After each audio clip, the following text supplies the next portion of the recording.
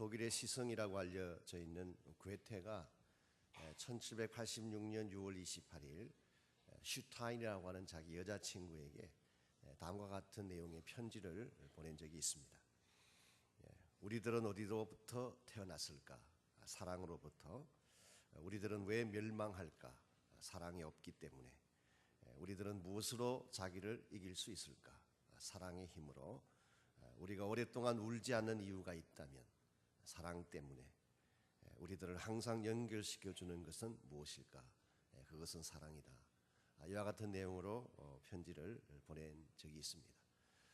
이처럼 사랑이 소중하고 절박하다고 하는 그런 메시지입니다.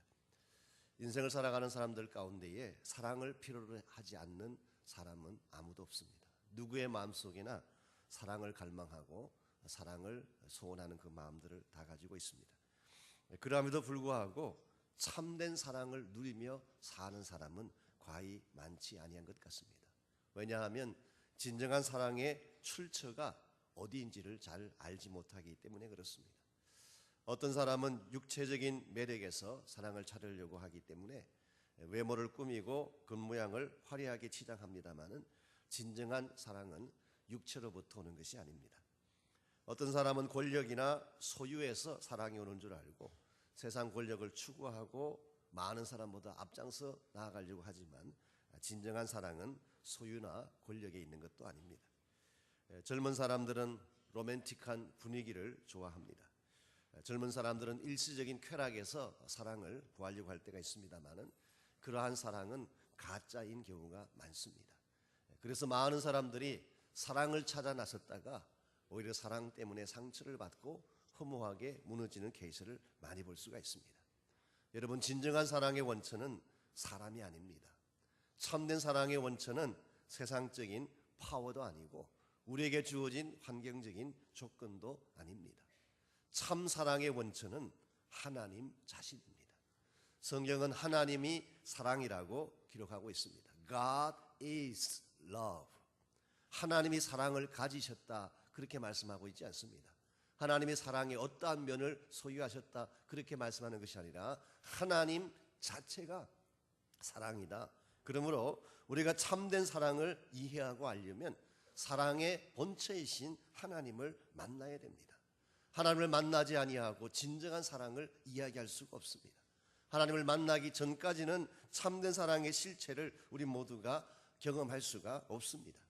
특별히 하나님께서 우리를 사랑하신 가장 부인할 수 없는 절대적 증거가 하나 있다면 그것이 무엇일까요?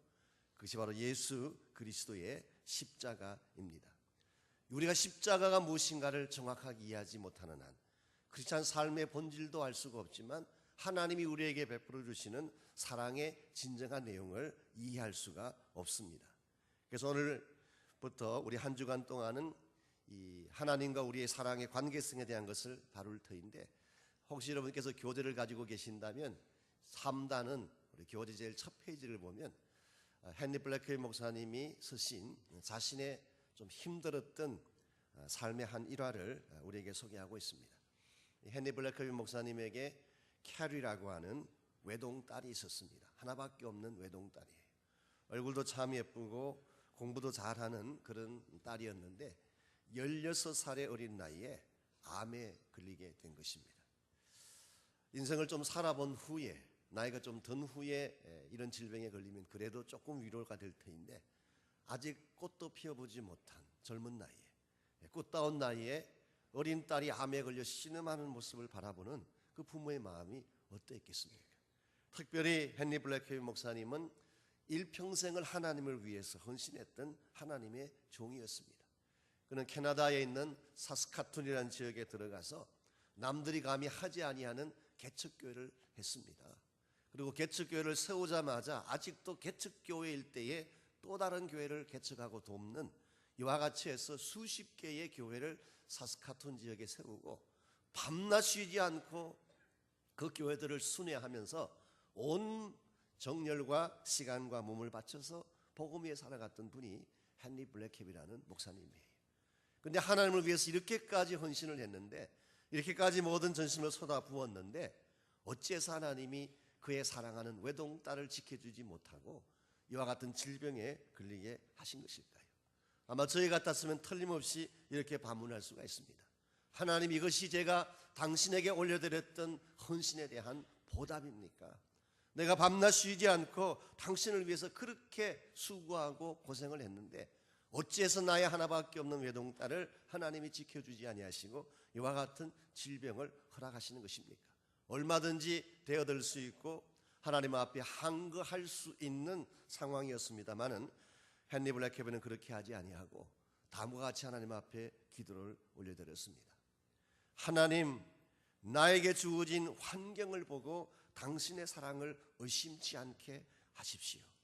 나를 향한 당신의 사랑은 이미 십자가에서 다 해결되었나이다. 저에게 있어서 이 사실은 변하지 않았고 또 하나뿐로도 변하지 아니할 것입니다. 얼마나 소중한 믿음의 자세입니까? 이와 같은 자세로 지금 자기 앞에 있는 그 딸아이의 질병을 바라보는 것이 아니라 그 딸아이 뒤에 있는 예수 그리스도의 십자가를 바라봄으로써 그런 그 험악하고 힘들었던 시기를 잘 감당했을 뿐만 아니라 하나님께서 은혜를 베풀어 주셔서 그 딸아이의 질병을 깨끗하게 고쳐 주셨습니다. 여러분들, 우리가 하나님 앞에 하나님이 나를 사랑하는 증거가 무엇입니까? 정말 하나님이 나를 사랑하십니까? 그렇게 질문할 때가 있습니다만은 십자가만큼 극명한 사랑의 증거가 어디 있겠어요? 십자가는 하나님이 우리를 너무너무 사랑하셔서 자기 생명까지 아끼지 않고 주셨다고 하는 이 절대적 희생의 사랑이 바로 십자가 사랑입니다. 오늘 만일 여러분과 제가 이 하나님의 절대적 사랑인 십자가를 경험하기만 한다면 우리 인생은 변할 수가 있습니다. 이 십자가 안에 여러분이 갈망하는 모든 갈망들이 다 포함되어 있어요. 여러분이 지금까지 풀어내지 못했던 모든 인생의 숙제들이 이 십자가 안에 다 담겨져 있습니다. 오늘 여러분이 십자가를 바로 이해하고 십자가의 능력 가운데 나아가기만 한다면 여러분의 인생은 반드시 바뀌어질 수가 있습니다. 성경 말씀에 하면은 예수 그리스도의 십자가는 하나님 사랑의 전체적이고 완전하며 최종적인 표현이라고 기록하고 있습니다. 예수님의 십자가는 God's total, complete and final expression of His love. 여기서 total이라고 이야기하는 것은, 전체적으로 이야기하는 것은 십자가는 온 인류를 품는 사랑을 가졌기 때문에 전체적으로 이야기하는 것입니다. 예수 그리스도의 피 흘림은 특정한 사람들만을 위한 것이 아니라 온 인류를 위한 피 흘림이었습니다. 인종에 대한 구별이 없습니다. 남녀에 대한 구별이 없습니다. 부자냐 가난하냐에 대한 구별이 없습니다. 어디에 살든 어떤 위치에 있든 누구이든 모든 자를 다 품기 위한 사랑이 십자가의 사랑이기 때문에 우리는 십자가를 total expression of God's love, 하나님의 전체적인 사랑이라고 부르는 것입니다. 어떤 의미에서 십자가 사랑이 complete하다, 완전하다고 말할 수가 있을까요? 이 십자가를 통해서 율법의 모든 요구와 하나님의 의가 완성되었기 때문에 그렇습니다. 우리 구약 성경에 보게 되면 수많은 율법들이 있습니다. 여러분과 제가 만일 율법을 지켜서 구원받기를 원한다면 우리 가운데 구원받을 자가 한 명도 없습니다. 율법이라고 하는 조항은 지켜야만 구원이 되는 것이 율법의 조항이 요구하는 것입니다. 그 많은 율법 가운데에 한 가지만 어겨도 우리는 범법자가 되는 것입니다. 이와 같이 우리의 능력, 우리 힘으로는 도저히 완성할 수 없는 율법의 요구사항을 예수님이 십자가를 지심으로 완성해 주셨기 때문에 하나님이 십자가를 통해 보여주신 사랑은 컴플리트한 것입니다. 뿐만 아니라 이 십자가는 하나님 사랑의 파이널한 것입니다. 마지막입니다. 이 십자가가 주어짐으로 말미암아 더 이상 우리에게 정죄는 없습니다. 십자가 사건 때문에 정죄는 끝났어요. 십자가 사건 때문에 우리에게 부과된 모든 저주는 끝났습니다.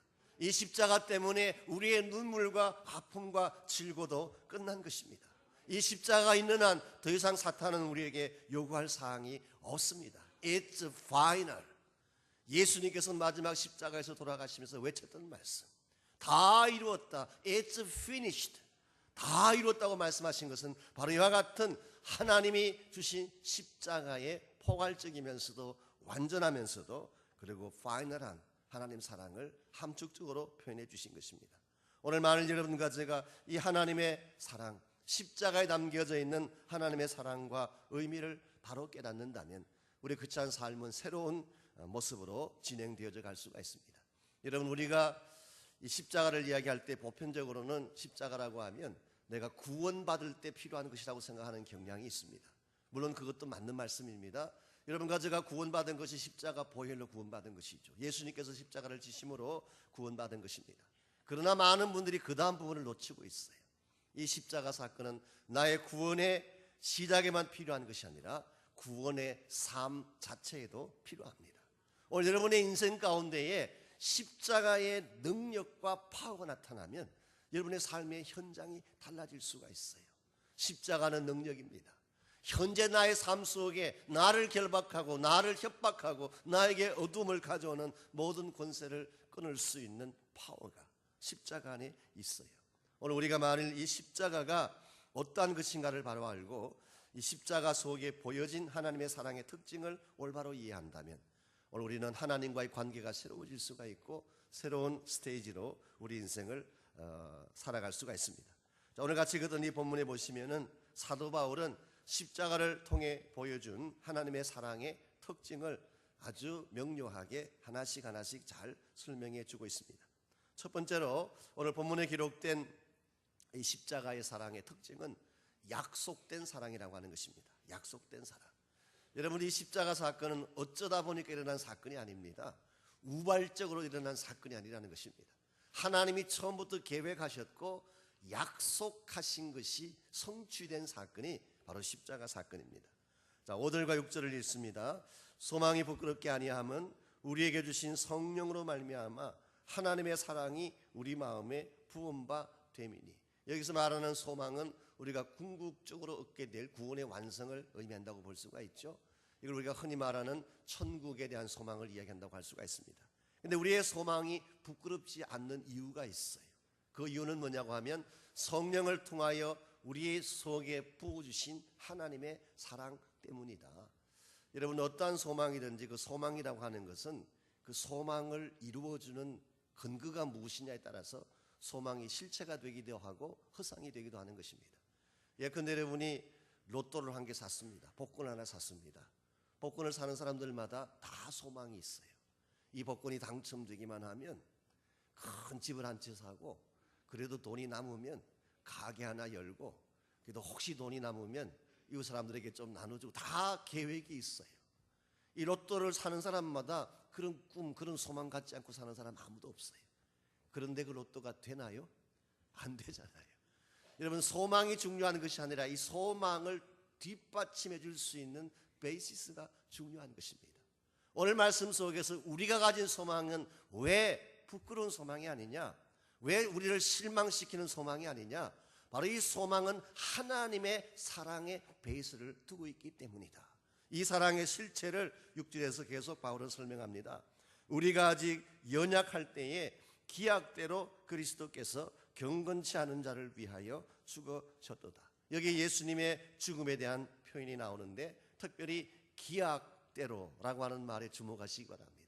이 기약대로라는 말은 하나님이 결정해 놓았던, 하나님이 처음부터 계획해 놓았던 어떤 타임라인이 있는데 바로 그때가 왔기 때문에 그런 뜻입니다. Just at the time, 바로 그때에 하나님은 처음부터 우리를 구원하기 위한 계획을 가지고 계셨습니다. 그리고 하나님의 계획 가운데서 예수님이 오실 바로 그때 예수님께서 오셨고, 예수님께서 십자가를 지실 바로 그때에 십자가를 지셨다, 그런 뜻입니다. 이런 의미에서 하나님의 사랑은 적극적이지 않습니다. 우발적이지 않습니다. 그저 지나가다가 우연히 만나서 사랑하게 된 이런 케이스하고는 다른 것입니다. 오늘 많은 사람들이 그저 지나치다가 만나서 사랑하는 분들이 계시는데 사실 참 위험한 것입니다. 이 하룻밤 풋사랑이라고 하는 것은 대단히 위험한 것입니다. 여러분, 그와 같은 사랑에 여러분을 절대로 들이지 마시기 바랍니다. 하나님 우리를 사랑하신 것은 그런 차원이 아니에요. 하나님은 처음부터 계획을 가지고 작정하신 대로 우리를 사랑하신 것입니다. 이것을 우리는 약속이라고 부릅니다. 하나님이 우리를 사랑하셔서 예수 그리스도를 보내실 약속은 창세기 3장 15절 말씀부터 이미 기록이 되어 있어요. 여인의 후손으로 오실 메시아를 약속하셨습니다. 여인의 후손이 뱀의 후손의 머리를 칠 것이다. 물론 뱀의 후손이 여인의 후손의 발꿈치를 상하게 하겠지만, 여러분이 창세기 3장 15절 말씀만 보면 이게 무슨 뜻인가 이해가 안 갈지 모르지만 우리는 성경 전체를 다 보기 때문에 그 의미를 쉽게 이해할 수가 있습니다. 이 뱀의 후손이 바로 마귀 사탄을 의미한다고 한다면, 그가 여인의 후손의 발꿈치를 상하게 한 사건이 십자가 사건이죠. 그렇죠? 그러나 궁극적으로는 바로 여인의 후손으로 오신 메시아가 뱀의 머리를 깨뜨릴 것입니다. 결국 승리자는 예수님인 것을 말씀하신 것이죠. 이와 같이 창세기에서 기록된 이미 주어진 하나님의 언약, 하나님의 약속이 어떻게 전개되어지고 펼쳐져 가서 예수님께서 오시게 되었는가, 이것을 기록한 것이 신약과 구약 성경 전체라고 할 수가 있습니다. 오늘 우리가 이 사실을 바로 안다면 하나님의 사랑을 생각할 때에 하나님의 사랑은 약속에 근거한 사랑이기 때문에 결코 어겨지지 않는다는 것을 아실 수가 있습니다. 세상 사람들이 남발하는 사랑은 얼마든지 취소될 수가 있어요. 환경에 따라서 변할 수 있습니다. 오늘은 내가 황홀하게 사랑을 고백했지만 그 다음 순간에 더 좋은 사람 나타나면 또 떠나갈 수도 있어요. 오늘 여러분들이 세상 사람들의 사랑의 풍조에 여러분 인생을 맡기게 되면 언젠가는 상처를 입고 언젠가는 고통을 겪게 됩니다. 그러나 하나님의 사랑은 그렇지 않습니다.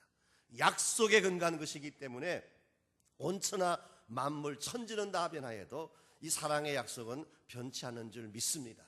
환경이 변할지라도, 여러분 주변에 여러 가지 많은 여건들이 바뀔지라도 이 사랑의 약속을 믿고 주님께로 나아가시기를 바랍니다. 그때 우리 인생이 바르게 건강하게 되는 것입니다. 두 번째로 오늘 본문 속에 나타난 이 사랑은 파격적인 사랑입니다. 파격적인 사랑, 상식을 넘어선 사랑, 우리의 보편적인 생각의 틀을 깨뜨려버린 사랑이 하나님 사랑의 두 번째 특징이라고 할 수가 있습니다. 7절과 8절을 보십시오. 의인을 위하여 죽는 자가 쉽지 않고 선인을 위하여 용감히 죽는 자가 혹 있거니와. 여러분, 의인을 위해서 죽는 것도 쉬운 일 아닙니다. 좋은 사람을 위해서 내 목숨 바치는 거 쉽지 않아요. 군인들이 전쟁터에 나가서 의로운 일을 위해서, 즉 국가를 지키고 민족을 지키기 위해서 생명을 걸지 않습니까? 그럴지라도 의로운 일을 위해서 생명 거는 것도 결코 쉽지 않습니다. 그렇죠? 의인을 위하여 죽는 자가 쉽지 않고 선한 사람을 위하여 용감히 죽는 자가 혹 있거니와, 가끔 있거니와. 8절 말씀, 우리가 일반적인 인간의 상식은 이것입니다. 우리가 보통 웬만해서는 누구를 위해서 죽어줄 수가 없어요. 그런데 의인을 위해서랄지 선한 자를 위해서랄지 이런 자를 위해서 희생적인 죽음을 감행하는 용감한 사람들이 가끔은 혹 있을 수는 있다는 것입니다. 그런데 예수님께서 죽으신 케이스는 어떤 케이스라는 것입니까? 8절, 우리가 아직 죄인 되었을 때에 그리스도께서 우리를 위하여 죽으심으로 하나님께서 우리에게 대한 자기의 사랑을 확정하셨느니라. 여기에 파격적인 하나님의 사랑의 내용이 있습니다. 우리가 아직 죄인 되었을 때, 내가 잘났을 때가 아닙니다. 내가 도덕적으로 완벽할 때가 아닙니다. 내가 정말 가장 못나고 가장 처참하고 누가 보아도 사랑할 가치가 없을 바로 그때에 이러한 처참한 나를 위해서 기꺼이 죽어주신 죽음이 예수님의 죽음, 이 예수의 죽음으로 말미암아 하나님이 우리를 어떻게 사랑하셨는가라고 하는 사랑이 확정되었다고 오늘 성경은 밝히고 있습니다. 구약 성경 중에 호세아서라고 하는 소선지서가 있습니다. 이 호세아라는 선지자는 좀 특별한 선지자예요. 일반적으로는 선지자는 하나님이 말씀을 주시면 말씀을 가서 전하기만 하면 되는데, 하나님은 호세아에게는 말씀만 전하게 하신 것이 아니라 특별한 요구를 하셨습니다. 그의 삶을 통하여서 이스라엘 백성에게 메시지를 전하게 하셨어요. 어떤 분부를 내리셨나고 하면 호세아서 1장에 보게 되면 하나님께서 한 번은 호세아에게 나타나셔서 이렇게 분부를 하십니다. 이제 거리에 나가서 음란한 여자를 구해다가 너의 아내로 삼아라. 그래서 음란한 여자라고 하는 것은 그야말로 창기를 말합니다. 길거리에서 자기 몸을 파는 그런 여자를 말합니다. 여러분, 누가 결혼을 하는데 그와 같은 자를 아내로 맞아서 결혼하려고 한 자가 어디 있겠어요? 그런데 하나님께서 호세에게 나타나셔서 음란한 여자를 데려다가 너의 부인을 삼아라.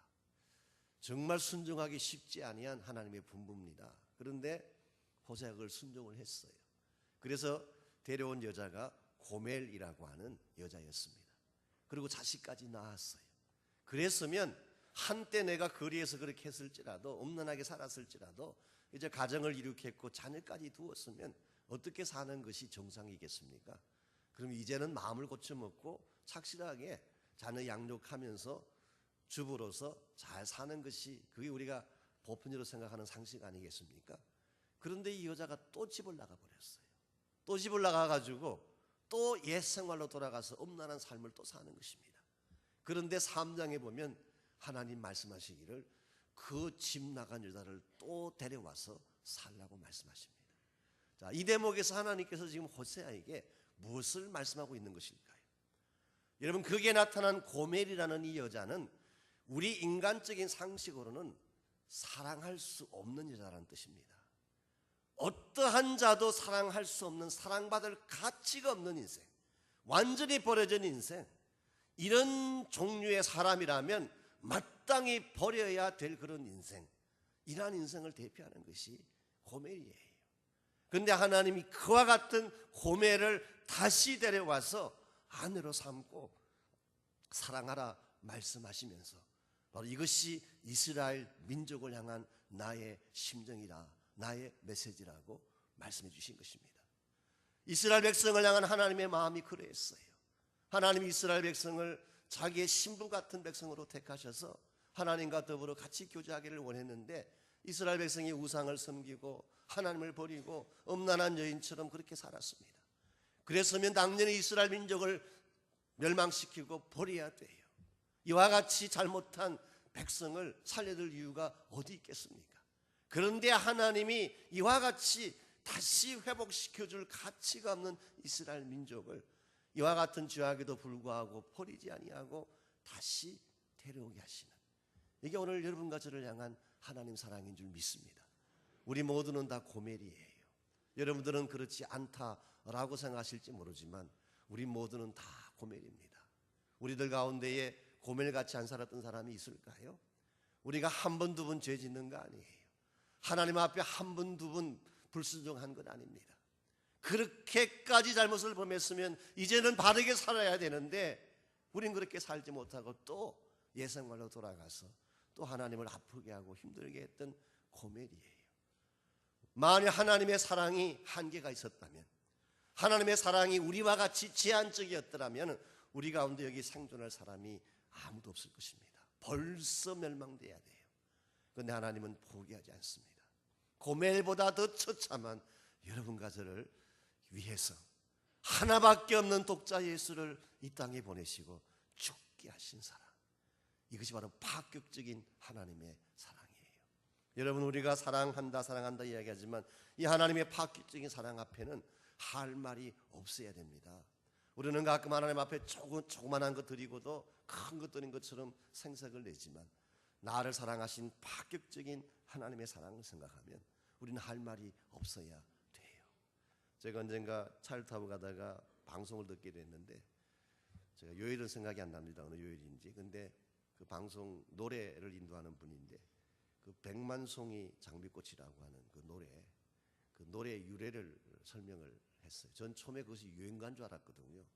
한국의 어떤 가수가 부른 백만송이 저는 유행가인 줄 알았더니 그게 아니라 러시아 사람이 만든 아주 유명한 곡이었습니다. 러시아에 한 화가가 있었는데 이 화가가 여자 배우 하나를 짝사랑을 했어요. 그 여자 배우는 참 미모가 뛰어난 그런 여자 배우인데 혼자서만 사랑하기 때문에 그 여배우는 사랑하는지도 몰라요. 근데 그렇게 사랑하며 오매불망하는 그 여자 배우가 어느 날 자기 마을을 방문한다고 하는 그런 소식을 듣게 됐습니다. 아마 영화 촬영하려고 왔겠죠. 그 소식을 듣자 이 화가 남자가 자기가 지금까지 그렸던 모든 그림을 다 팔았어요. 그리고 자기 거처하던 집도 다 팔고 모든 재산을 다 팔았어요. 그 여자를 맞이하기 위해서 다 판 후에 그 여자가 딱 하룻밤을 그 마을에 묵고 떠나가는데 그 밤에 그 여인이 묵는 그 호텔 앞에 광장이 있습니다. 그 광장 전체에다가 그 모든 그 넓은 광장을 장미꽃으로 다 단장을 한 것입니다. 자기가 가지고 있는 모든 작품을 다 팔고 그림을 다 팔고 그리고 집도 팔고 모든 걸 다 판 그 돈을 가지고 그렇게 해서 구입한 장미가 100만 송이였다는 것입니다. 100만 송이. 여러분 짐작이 되십니까? 100만 송이. 물론 문자적으로 꼭 100만 원 아니겠지만 그만큼 상상할 수 없을 정도의 많은 장미를 가지고 그 광장을 다 장식하고 한 것입니다. 누구를 위해서? 자기가 짝사랑했던 한 여자를 위해서. 요즘 젊은 사람들을 들으면 이런 스토리 들으면 속으로 웃습니다. 이 또라이 아니냐 그럴지 모르겠어요. 아이, 그런 일을 왜 하느냐고. 그러나 이게 사랑의 정말 순정입니다. 그렇게 해서 장식을 했는데 그 다음날 이 여인이 장미꽃 한 번 슬쩍 쳐다보고는 그냥 떠나버려요. 누가 장식했는지 물어보지도 않고 자기가 모든 걸 다 바쳐서 장식하고 그 한 여인을 위해서 그렇게 준비했는데 누가 이것을 장식했느냐 물어보지도 않고 자기 이름 하나 물어보지 않고 자기의 전부를 다 바친 그 사랑을 짓밟고 그 여인은 열차를 타고 떠나버리는데 그 남자는 그 광장에 남아서 떠나버린 그 여인을 생각하면서 부른 노래가 백만송이라는 장미. 여러분 그 노래 들을 때마다 새로운 감동으로 들으시기를 바랍니다. 이게 보통 노래가 아니더라고요. 그냥 가볍게 여행가처럼 노래방에서 부를 노래가 아니더라고요. 여러분 하나님이 그렇게 우리를 사랑하셨어요. 비록 우리는 하나님의 마음을 알아들이지도 못하고 하나님이 나를 사랑하신다는 사실조차도 기억을 못하는데 그리고 심지어 나를 사랑하기 위해 오신 그 예수 그리스도를 우리는 침을 뱉고 돌을 던지고 핍박까지 했는데 그 마음을 알아두지 못하는 하나님의 심정을 알아두지도 못하는 여러분과 저를 위해서 하나님은 하나님의 전부를 다 주셨어요. 이게 파격적인 사랑입니다. 오늘 만일 여러분과 제가 이 하나님의 파격적인 사랑을 이해할 수만 있다면 이 사랑이 나의 가슴 속에 파고 들어와서 내 심장을 장악하기만 한다면 우리는 분명히 우리 인생이 달라질 것입니다. 하나님 앞에 새로운 결단으로 서게 될 것입니다. 이와 같이 나를 사랑하신 그분을 위해서라면 내가 무엇이든 할 수 있겠다는 헌신으로 나아가게 될 것입니다. 여러분 하나님을 경험하는 삶에 있어서 이 사랑의 경험이 필요한 이유가 이것 때문입니다. 이 사랑을 알지 못하는 사람은 어떠한 사역, 어떠한 사명을 맡겨도 그것이 의미가 없어요. 우리가 하나님과 사랑의 관계가 먼저 선행되어야 된다는 말의 의미가 이런 뜻입니다. 마지막 세 번째로 오늘 본문이 가르치는 사랑의 특징은 넘치는 사랑입니다. Overflowing love. 하나님께서는 우리를 사랑하실 때 겨우 구원받게 하는 이러한 사랑이 아니라 그 이상의 축복을 허락하시는 사랑인 것을 오늘 10절과 11절이 우리에게 소개합니다. 곧 우리가 원수 되었을 때에 그 아들의 죽으심으로 말미암아 하나님으로 더불어 화목되어선즉 이게 바로 우리 구원 사건이죠. 내가 예수님 믿음으로 하나님과 화목된 관계가 된 것입니다. 근데 그 다음 뭐라고 말씀하십니까? 화목된 자로서는 더욱 그의 살아심을 인하여 구원을 얻을 것이니라. 우리가 예수님의 십자가 보혈로 구원을 받았습니다. 그래서 하나님과 화목하게 됐어요. 근데 하나님의 계획, 하나님의 사랑은 여기에서 멈춘 것이 아니라 이제 구원받은 자, 화목해 된 자로서 그 다음 단계를 설명하고 있습니다. 그의 살아심을 인하여, 이게 바로 부활을 말합니다.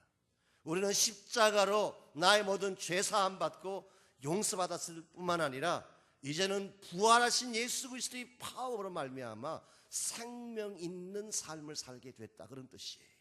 이게 하나님 여러분과 저에게 주시는 구원의 축복입니다.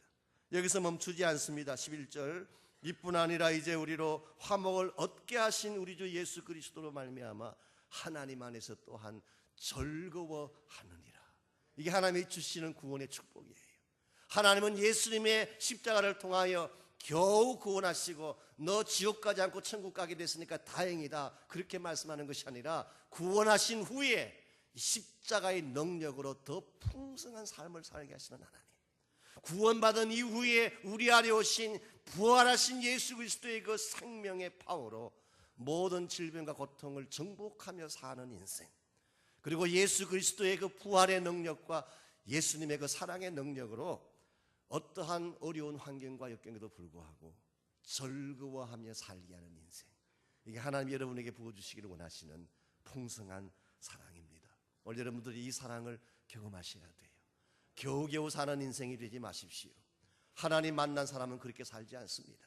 하나님의 사랑을 경험한 자는 마지못해 죽지 못해 사는 그러한 인생을 살지 않습니다. 이제는 당당해져야 됩니다. 사랑받은 사람답게 당당하게 사시기 바랍니다. 불행이 찾아와도 사람들이 나에게 고통을 안겨주어도 내가 원하는 삶들이 이루어지지 아니해도 나는 사랑받은 하나님의 자녀다. 내 안에는 그리스도의 사랑이 있다. 무엇으로도 끊을 수 없는 이 사랑이 있는데 내가 왜 슬퍼하며 내가 왜 우려해야 되며 내가 왜 불행의 희생이 돼야 하는가 선포하며 기뻐하며 사시는 여러분 되시기 바랍니다. 우리가 이와 같이 하나님의 사랑을 정말 내 실생활 가운데 실천하게 살려면 두 가지가 필요합니다. 프랙티컬한 어플리케이션입니다. 첫째는 여러분이 보혈의 능력을 믿으셔야 됩니다. 보혈에는 능력이 있습니다. 예수 그리스도의 보혈은 우리의 죄를 사하는 능력도 있지만 죄 사함 받은 이후에 모든 저주와 어둠의 권세를 끊어버리는 모든 결박을 풀어내는 파워가 보혈의 능력에 있습니다. 오늘 여러분께서 기도하실 때에 보혈의 능력을 붙잡고 기도하시기를 바랍니다. 그때 역사가 일어나기 시작합니다. 두 번째로 성령의 다스리심을 받으시기 바랍니다. 하나님의 사랑은 성령을 통하여 우리에게 부음바 된다고 5절은 기록합니다. 그러면 여러분께서 성령 안에 있을 때에 성령의 능력 안에 있을 때에 이 사랑이 극대화되어지고 사랑의 풍성한 축복과 능력이 여러분의 소유가 되는 것입니다. 그때 여러분은 누구든지 품을 수가 있고 사랑할 수가 있고 바로 이 하나님의 내 안에 부어주신 사랑 때문에 원수까지도 용서할 수 있는 힘을 얻게 되는 것입니다. 이게 하나님의 사랑이에요. 여러분 이 아침에 이 사랑을 정말 경험하고 누리시기를 주의 이름으로 축복합니다. 우리 한번 이 시간 같이 기도하겠습니다. 기도할 때에 우리 가슴 속이 메말라 있습니다. 우리 마음속에 갈증들이 있습니다. 정말 세상의 그 무엇으로도 채울 수 없고 메꿀 수 없는 그 갈증이 우리 모두에게 있어요. maybe 사람들이 준 상처 때문일 수 있습니다. maybe 나에게 주어진 척박한 환경 때문일 수도 있습니다. 그러나 더 중요한 이유는 내가 하나님을 만나지 못했기 때문이에요. 하나님의 사랑이 내 안에 부음바 되어지면 아무리 척박해도 아무리 어려워도 우리는 그 사랑의 능력으로 살 수가 있습니다. 이 시간 우리가 기도할 때 주님 나의 메마른 심령 가운데 하나님 사랑을 부어주십시오. 갈라지고 찢어지고 상처받은 나의 심령 한가운데에 예수 그리스도의 보혈의 능력을 통한 사랑의 충만함을 부어주시옵소서. 그래서 내가 치유받게 하시고 회복되게 하시고 다시 한번 기뻐하게 하시고 당당하게 사는 능력자가 되게 해달라고 우리 한번 합심해서 함께 우리 기도하겠습니다. 하나님 감사합니다. 우리를 이렇게 사랑해 주시고 이와 같은 놀라운 은혜를 우리에게 부어주신 것을 하나님 감사합니다. 참으로 하나님 우리 안에는